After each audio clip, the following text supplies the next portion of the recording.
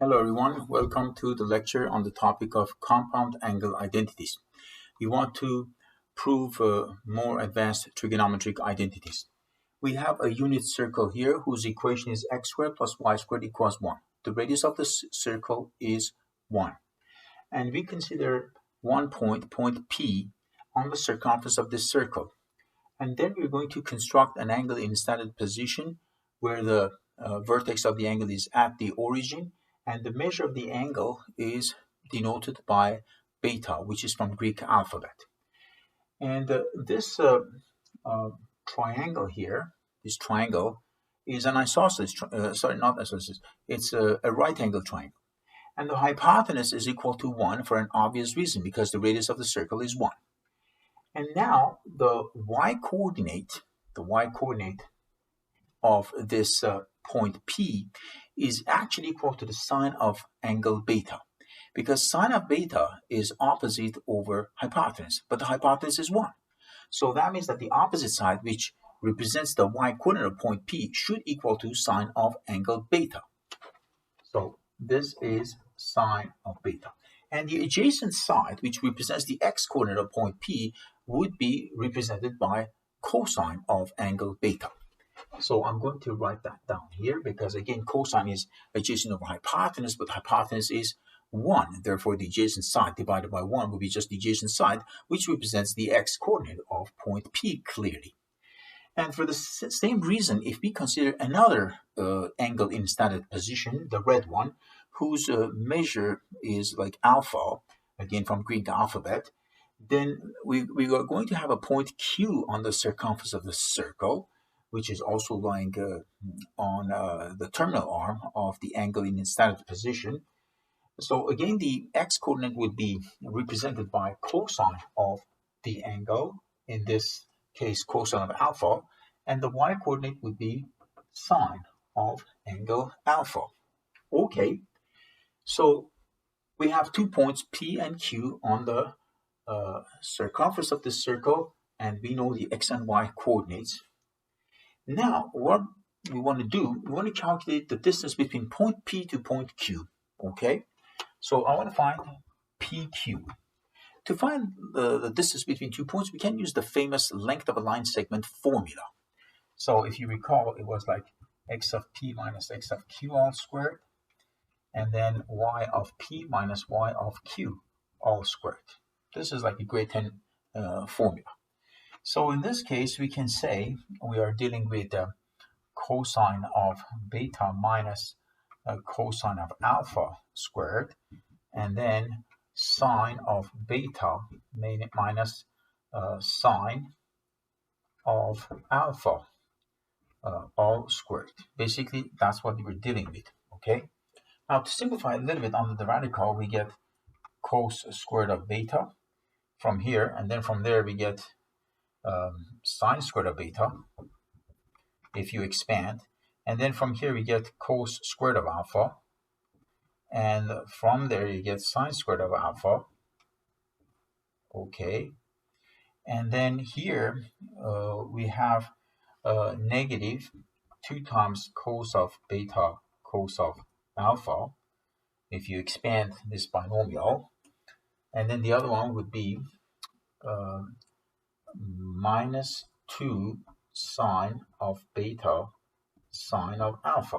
Okay, so this is going to be what we have under the radical sign. What I did here, I used the famous perfect squares identity that says a plus minus b squared equals a squared plus minus 2ab plus b squared. That's what I did. Now, you can, of course, expand and multiply cos beta minus cos alpha by another cos beta minus cos alpha and perform the traditional FOIL. And then after you expand and simplify and collect like terms, you end up with what I just said. Or just use the result of that identity. It's called perfect squares identity.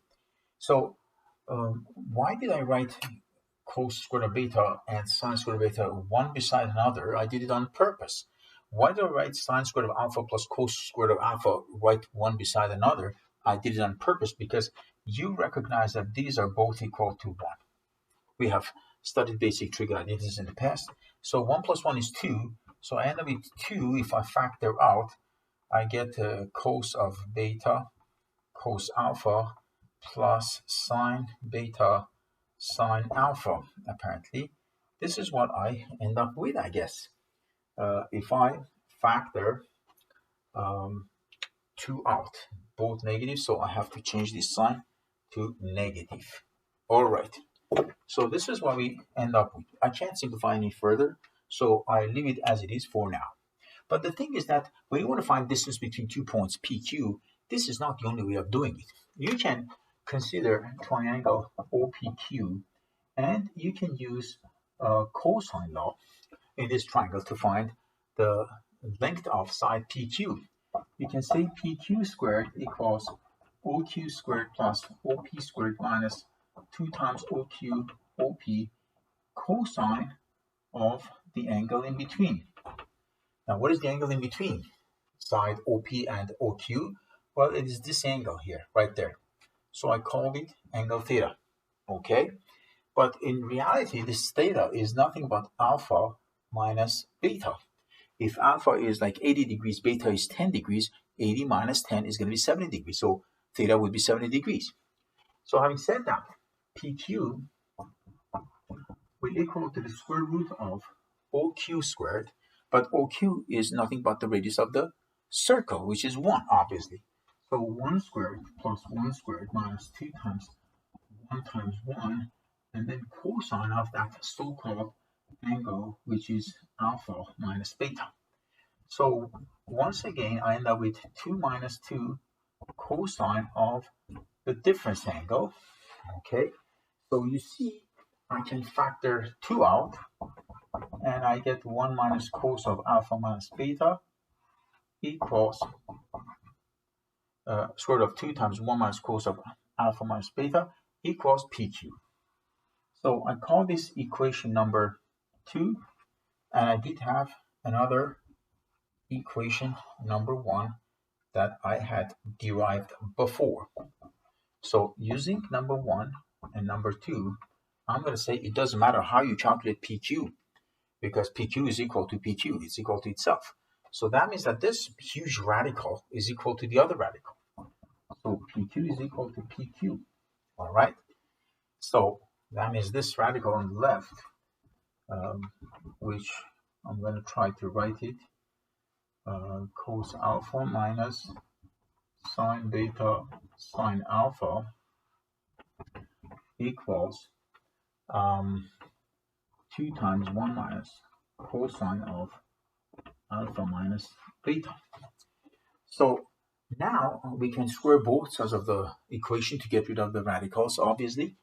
And then we end up with 2 times something equals 2 times something. We can also divide both sides of the equation by 2. And you will end up with 1 minus something on the left side and 1 minus cos of alpha minus beta on the other side. And then we can, let me show the work. So 1 minus cos beta, cos alpha, sine beta, sine alpha. I just wanted to skip a couple of steps, but it's okay.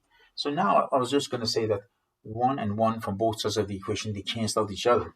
So you end up with positive cos of alpha minus beta on the left-hand side equals positive cos beta, cos alpha, and then plus sine beta and sine alpha.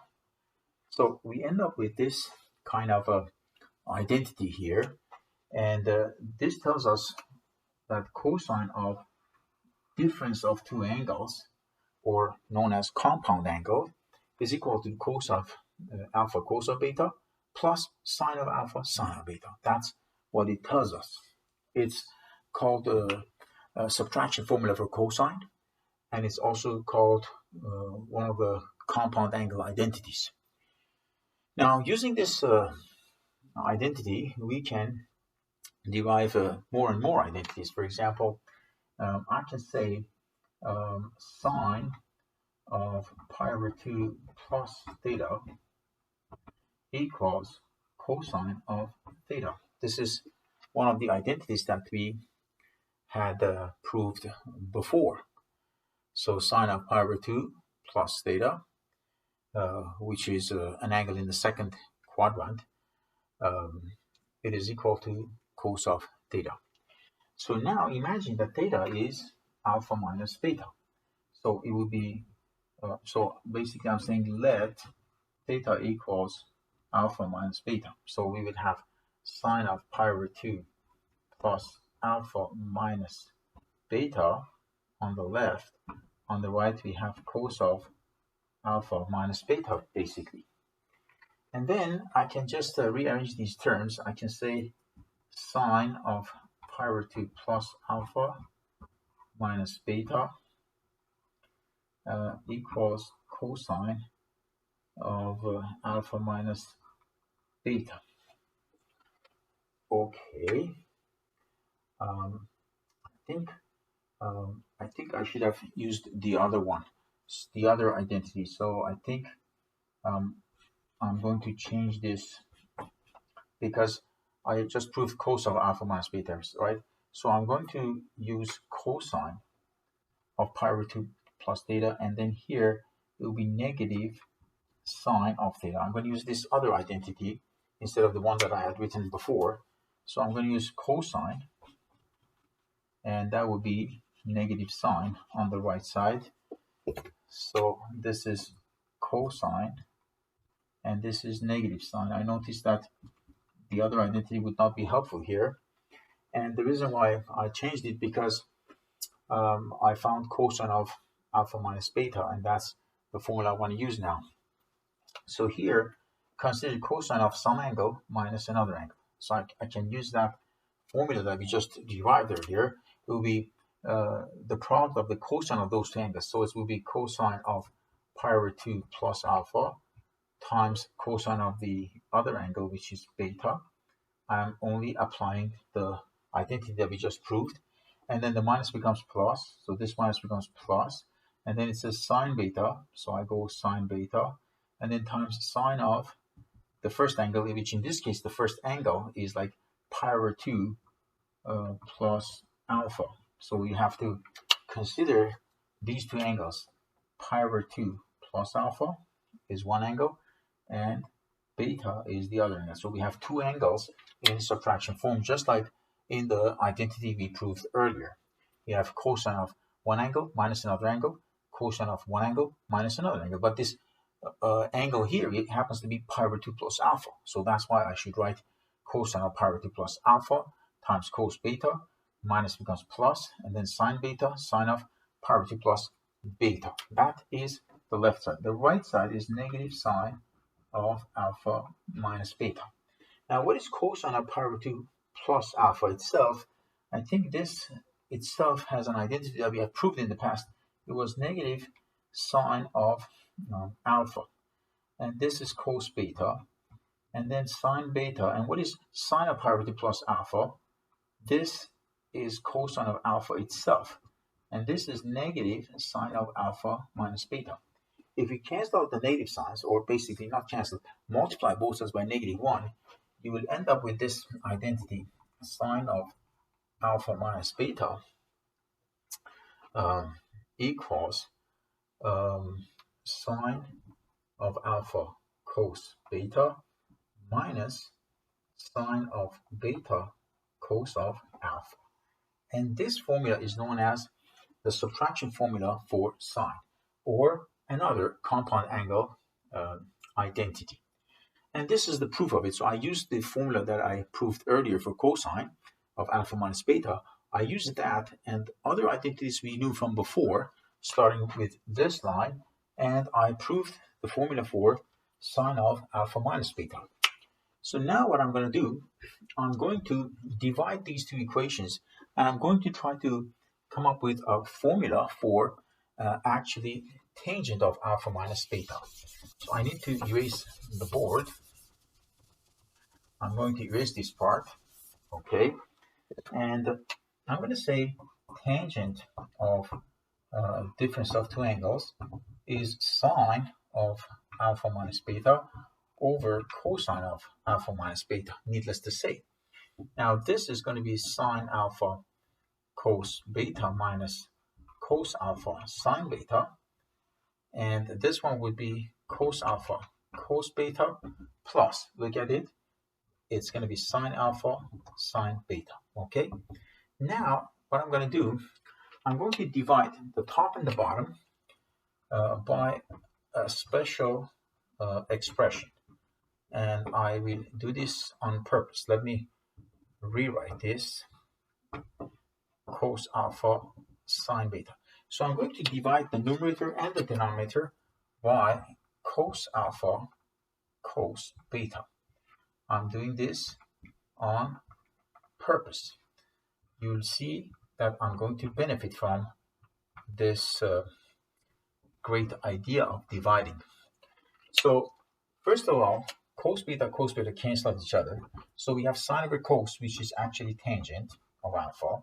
Here, cos alpha, the ratio is 1, and sine beta over cos beta would be actually tangent of beta. In the denominator, this whole fraction will become 1 clearly. Plus is right there, and sine over cosine is actually tangent of alpha, and sine of beta over cos beta is, again, tangent of beta. And this way, I end up with a third identity for tangent of difference of two angles. So tan of alpha minus beta equals tan alpha minus tan beta over 1 plus tan alpha times tan beta. These three are famous formulas. They are known as compound angle identities, and they have applications as well, but I have to talk about them in the next lectures because I have much restriction in terms of timing of preparing these video lectures. Thank you.